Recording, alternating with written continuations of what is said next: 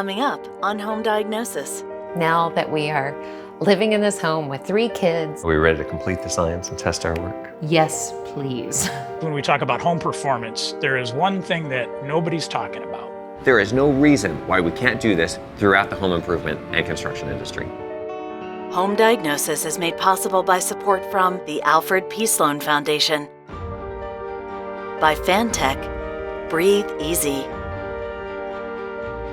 by Broan-NuTone, come home to fresh air, by April Air, everyone deserves healthy air, by Air Cycler, Retrotech, and Santa Fe dehumidifiers, by generous support from these underwriters, and by viewers like you. Welcome back to Home Diagnosis and the end of this adventure building our house. Yes, we're finally done. And it's especially satisfying to be living in something bigger than 200 square feet because we're now outnumbered by our children. This is Lucian, which means light, and this house is certainly full of light and love. We designed this home to demonstrate many of the scientific concepts we focus on in this show. Today, we're going to prove our designs work with the testing techniques we love so much. Let's find out if this house actually does what we built it to do. They say home is where the heart is. And we certainly put our heart into building our first house. So how hard could it be to build another one? I'm Grace. And I'm Corbett. In our tiny lab, we helped homeowners gain control of their homes through scientific testing. Now, as we build our forever home, we're testing ourselves. Even though we know a few things about the invisible dynamics of homes, we're teaming up with scientists and building experts to design and build a perfectly tuned home for our family. The physics, chemistry, and microbiology of a home might seem mysterious, but it doesn't need to be. While this is a personal story full of twists and turns, It's also the story of the science of homes. join us to unlock the mysterious science of your home too. One reason that performance is not part of mainstream construction and home improvements yet is that our expectations as homeowners are incredibly Low, abysmally low. If the contractor calls you back at all, shows up on time, and gets you that bid tonight like they promised to, it's a miracle. So let's reset our expectations with a restaurant analogy. Now, this is a nice restaurant, the kind of place that you would take your spouse on an anniversary. You sit down, you are brought a plate of food that is late or cold or not what you ordered or it has a hair in it. You have very clear expectations for what happens next. You send it back. And then You get what you actually ordered. who comes to your table? The manager. And then You get a present. of some kind. This is very clear. We all know what to expect in a nice place. All we have to do is take expectations like that and make them very clear within the contracts of our home improvement projects and our construction projects. Now, there's a flip side to this. If I'm going to walk in and have very clear expectations for my contractor, then I would also not walk into a restaurant, in the same analogy, and sit down and look at the menu and say, this steak is $40. Can I get it for 32? If you ask for discounts from your contractors, they're going to try and find a way to be cheap right back with you. And that shoots the whole performance conversation right in the foot. And there's another thing about restaurants that's fantastic when we talk about performance. Is the grade. We're always looking for the grade. Whether it's in a fast food restaurant or a fine dining, you look behind the bar to see that 100 number from public health. And that number is based on metrics. That is testing the temperature of the frying oils, the temperatures of the freezers and the refrigerators, the ventilation inspections. All this stuff is performance tested on restaurants, and it is published on your Department of Public Health website for anyone to find out. And so if we can do this in restaurants, there is no reason why we can't do this throughout the home improvement and construction industry. I think when we talk about home performance, there is one thing that nobody's talking about is we can build a super high performance house, right? We can get the energy efficiency just nailed, the cost effectiveness, we've got that all figured out. What nobody's talking about is that, we think about the life cycle of the materials, the life cycle of the house, and we don't think about the life cycle of the occupants. We should be building homes that are usable by anybody, but they're not. Our homes are usable by able-bodied bipeds. My mother-in-law had a foot amputated. We couldn't bring her in our house. She was in a wheelchair. Even if we got her in, we didn't have a bathroom she could use. If she wanted to stay the night, we didn't have anywhere she could sleep on the main floor. There's just a few very basic principles that people need to think about. The very first is getting inside. It doesn't have to be the front entrance. It's nice if it is. Once inside the house, you need hallways that are wide enough for somebody to be able to move if they have an assistive device like a wheelchair or a walker. And then your doorways need to be wide enough. A 3-foot doorway is pretty standard. They don't cost any more money than a 2'8" door really anymore. You need some 30 by 48 inch clear floor spaces in front of the toilet, next to the toilet if you can get it, in front of the sink, 36 by 60 in front of the bathtub, clear floor spaces in front of your kitchen sink, your stove, your refrigerator. There's just not enough people working on that. And it's actually so easy once you understand it. It's just so absurd. But again, you're asking people to do things differently. And that's asking the world. We really loved all the things Tom had to recommend. So we built in his recommendations here so this home can truly be our forever home. As you move into the finish stage of construction and we start covering up all of the layers that we've been so exhaustively designing and talking about and then installing, you start learning a whole bunch of new lessons. And one of them is this idea of readiness. So you can have a house that's solar ready, meaning it's pre-plumbed. They put the pipes in, they've got the electrical wiring in case you ever wanted it. So that's one of the reasons that we designed an entire conditioned crawl space into our house. We've got this 4-foot tall space that's for just being ready for whatever. And by the way, you can do this readiness concept with smaller homes. The Tiny Lab has walls that are removable. You can unscrew the walls and take off the panels, and I can get in there and do things to the electrical system or the plumbing if I needed to. You know, you like to think, oh, this is going to be a forever home. I'm never going to touch it again. I'm never going to have to do any work to it. Obviously, that's a fallacy. People will spit on your floor. Don't let that hurt your feelings. If you have your heart set on something, you hold on to your guns. You be decisive about it. I really did not want my parents, who are going to age and hopefully come and continue to visit grandchildren, having to step over into a bathtub to shower. But I also have little kids who love a bath. So I wasn't going to destroy it. I was going to make both of them work. And they're both with a toilet in there too. They're both a little bit smaller, but I had so many people try to talk me out of, don't do that, don't do this, don't do that. But I knew it could work, and it did work, and I'm so glad that we did it. Science is wonderful, and there are a lot of really interesting new scientific materials that are being made every day in the building industry, some of which are gonna be really awesome, but they're also going to be really hard to get a hold of. Even if you can get a hold of them, if it's the first time that you have ever worked with that, there is a huge learning curve, which is part of the reason why builders don't really want to experiment with stuff, because they know I try some new thing, even if it seems like it's a great idea and it's foolproof or the marketing says everything is good about this, there's nothing bad. They know it's going to cost them at least half a day for their crew to learn this thing. A lot of these things we just can't even predict, which is why we test to make sure it's actually doing what it's supposed to do. To quickly sum up the entire science of a home, we examine the interactions of the 4 elements: heat bleed, airflow and pressure, moisture, and air quality. Then make our 3 recommendations to tune the air tightness, insulation, and mechanicals. On the 2 critical systems of the home, skin and circulatory. And the one goal is control. We also like to call this tuning or balance, but the only way to prove you have achieved it is with testing. Same as with a baby. When a baby is born, if it looks cute, oh, that's so cool. But of course, we test the baby's responsiveness, its breathing, its pulse rate, and blood oxygen level to make sure everything's working as designed. Yes. Testing is the most important feature of building for performance and health. If you can describe exactly what you want to know, you can find or devise a way to test it. If you look at it this way, you can test literally anything invisible about a home. Yeah, but a simpler way to look at it is that any test targets at least one of the 4 elements: heat bleed, airflow and pressure, moisture, or air quality. And some of these tools measure more than one element. Hypothesis is great, but proof is better. Are we ready to complete the science and test our work? Yes, please.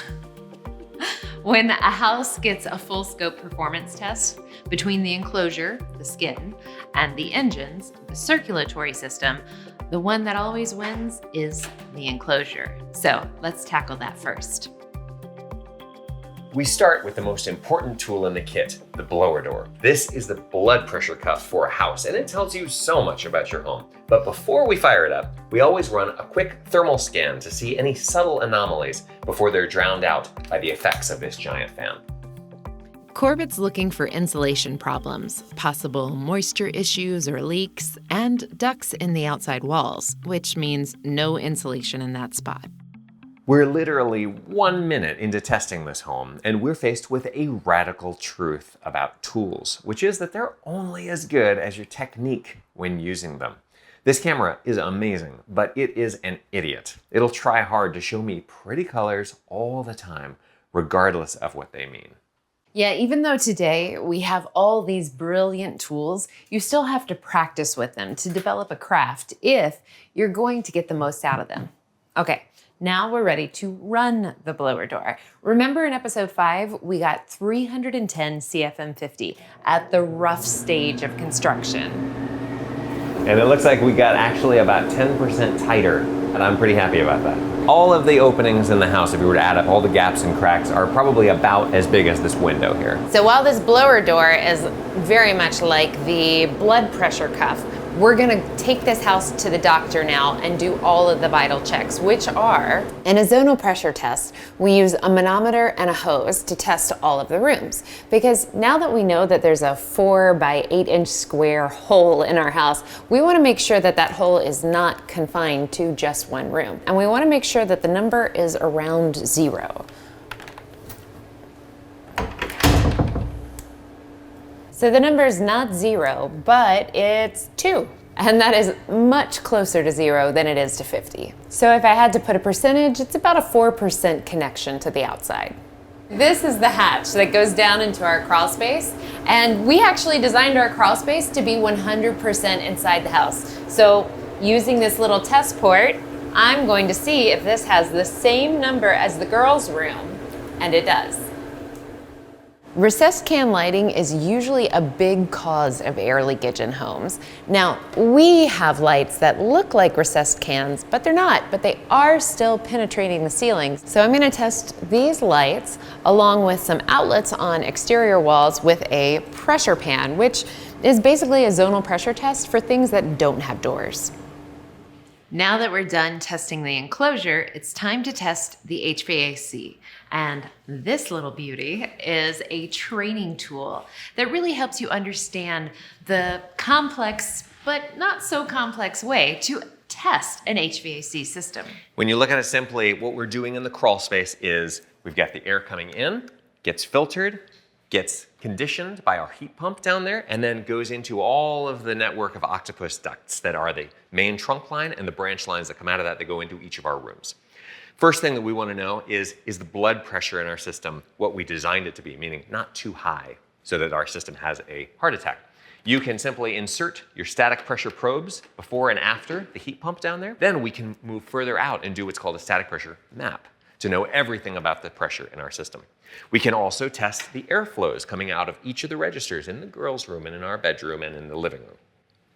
And if we want to be really crazy about it, we can even go so far as to test the delivered conditioning capacity. That means the actual BTUs coming out of each of our registers, and compare that to the design calculations that we did in the beginning with our manual J. You can know everything, and it kind of depends on how serious you want to be about getting it perfectly right, or if you want to build a pretty good house and get it in the neighborhood. I will tell you that you can go too far with this testing. So knowing that everything is working to your standards is what you're going for. Testing tools like this and large training props, well, you don't need to know how to do them yourself, but you definitely can find professionals out there who do know how to use them. So the ducted heating and cooling system, we have the filter for right here. You can hear that it's running. And we want to know, big picture, what the whole system is pushing airflow-wise. There are multiple ways to test system airflow. Some of them are sexier and easier than others. You want to know this because if we don't know how much air is running through the system, then we have no way of diagnosing anything about it at all. So we are now measuring the airflow. I've got some tools in the crawl space right now. This thing is also wireless. And it looks like we have 855 CFM. You can see that we are basically exactly where we're supposed to be. Now, just because the HVAC system right now is working perfectly as designed, doesn't mean it's always going to be that way. We need to replace filters. And I waited until this thing was nice and juicy so that I could show you guys. This is a used filter, right? That color should be like this. We've got so much filtration in this house. We have 6 places where filters need to be replaced, and that is 13 total filters in this house that I am in charge of checking and replacing. Some of them only need to be replaced once a year. This is money well spent. If this stuff is in the filter, it is not in my children's lungs. Now, of course, the enclosure and the engines have to be tuned themselves, but they also need to be tuned together, which is really important in a high-performance home like this one. So what we want to do next is measure the pressure inside with reference to outside with our pressure gauge. You can see the other end of this hose is outside. When we're at rest, all the windows and doors are shut to outside, and there is no fan working in the house. The house should be no different than outside pressure-wise. When you start turning on the HVAC equipment, that's when you start to learn things. So this is the pressure when the ERV is kicked on. That's our balanced ventilation. I want my balanced ventilation to truly balance my home. So all I need to do is go down there and tweak a setting on the ERV systems to make sure that they are in fact bringing in as much air as they're sending out. So once we have fixed this and made this 0, then we also want to know what the one-way exhaust systems in this house are going to do. The only one-way fan in this house, aside from the radon fan, which is sucking on the ground underneath the house, is this kitchen exhaust hood right here. I just kicked the kitchen exhaust fan up to its maximum speed, which is about 600 CFM. You can see why makeup air is so important in an airtight house like this. Now, if we did not have the makeup air system, this fan alone would be enough to do about 3 blower door tests at the same time on this house. And we use this, of course, every single time we cook, even making a piece of toast. So this tells me that my family is going to be safe and that the house pressures are not going to start getting really wacky and doing strange things to the system of home performance. So you build your house, it's a brand new house, and then you come in with your partner and your kids and your dogs and your plants, and you start cooking in there and you start living in it, and your house becomes a home. It becomes a microbiome on its own. You might think of a building as being an isolated planet or its own island, but what happens once you've built that building is that you start to come in and occupy it, and you bring with you all your own microbes, and you start to change that internal ecosystem of the building, and you bring in your microbes and you bring in your chemicals, and that changes and really turns that building into your own home and your own ecosystem.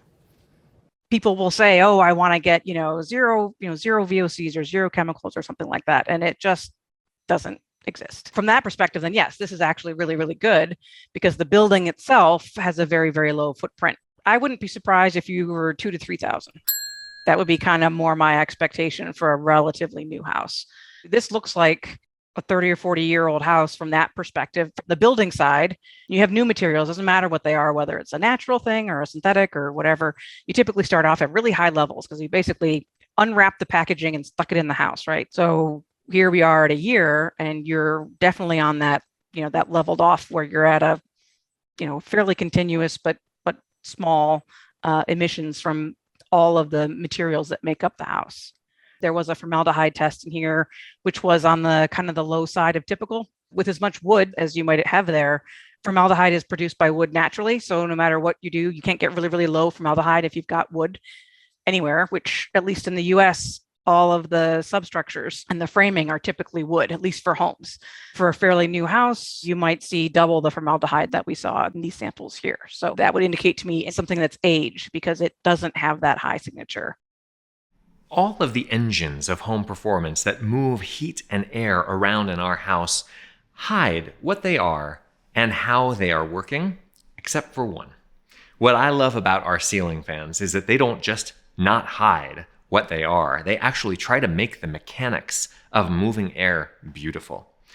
And we keep ours running on a low speed almost all the time because, frankly, they are an integral part of our home's circulation system.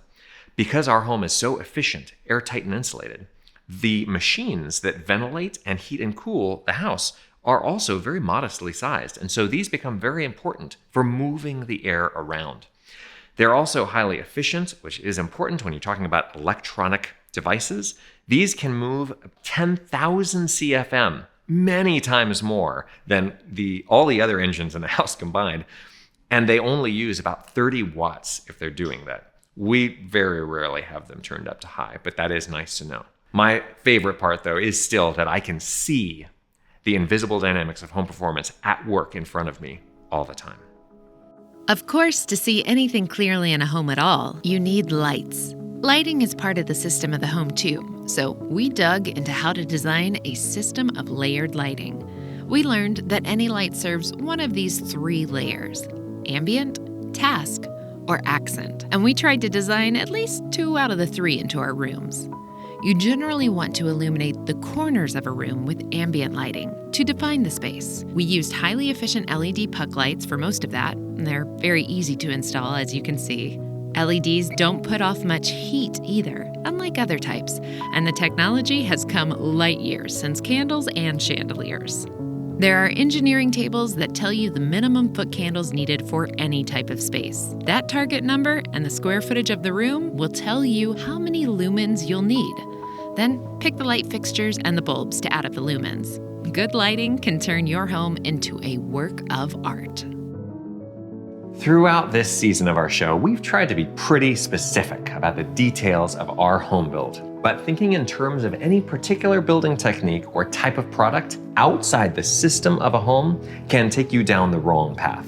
We believe there are no blanket prescriptions for home performance. Yeah, the home you're living in or dreaming of is a system of its own and will be unique among homes. And unique doesn't just mean special. It literally means the only one of its kind. The physical home plus the chemistry and microbiology within its walls and in the bodies of your family is as one of a kind as a fingerprint. So avoid the trap of trying to borrow partial ideas when it comes to the science of homes. Just because any one of our systems works, in this case in Atlanta, for our family, doesn't mean it'll cooperate with the rest of the dynamics around you somewhere else. There are no prescriptions that can make all homes healthier or better for all people, no matter what the marketing says. Thinking scientifically about your home and then testing it is the only way to get this right. When we started building our tiny lab, I was 5 months pregnant with my first baby. Now, as I stand in our completed home, having recently given birth to our 3rd and last baby, I'm kind of speechless. It's been a long process of creating homes, babies, and TV shows for me. My body is tired. My heart is overflowing. And I hear a little voice deep inside me that says, "Be still." The thing that can be so good about the science of building, homes, babies, gardens, and lives is that you can try to predict and prevent problems. But life has a way of still catching you off guard. Rain delays, material constraints, design changes, financial overages, global pandemics, and unpredictable birth plans. I've learned you can't do it alone. You have to be patient. And asking for help, which sometimes may feel really hard, can be absolutely life-saving. Now that we are living in this home with 3 kids and with dreams of living here forever, we know this house will change. The kids all share a room now, but those teenage years, that'll probably change. This house is a full nest, but one day will be empty. Change is reliable. Babies grow up, seasons go by, and maybe the voice in my heart trying to tell me to be still is also reminding me to be flexible. It's the right thing to do. We should all be building better. So let's build a better, more durable, more long-lasting house that's going to be comfortable and really healthy to live in, and my family can be really happy in it. And so if we continue to talk about that, I think that we will change the conversation, and more people will come to builders across the nation and say, I really want a well-built house that's comfortable and that's going to have these qualities. How about we do that together? And that will change the way we do things in America.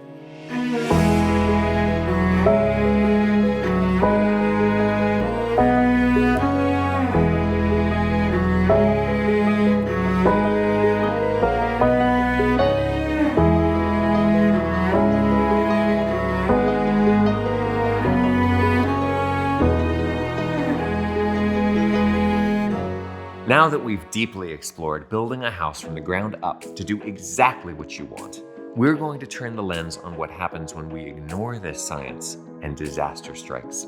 What happens when your home is flooded? How do hurricanes, smoke damage, and other disasters affect a home's physics, chemistry, and microbiology, and that of the people living inside of it? As the world continues to change, so do the needs of homes, and Home Diagnosis will continue to explore this changing science and seek out answers for viewers like you. Thank you for coming along on this journey with our family. We'll see you next time. First hilarious moment of the day, we're just grabbing a snack. Camera operators, host of the show, because the entire shoot is being held up by an infant. We're all waiting around while a baby eats. He'll see this someday. Just want to say you're important. You're important enough to stop this entire shoot.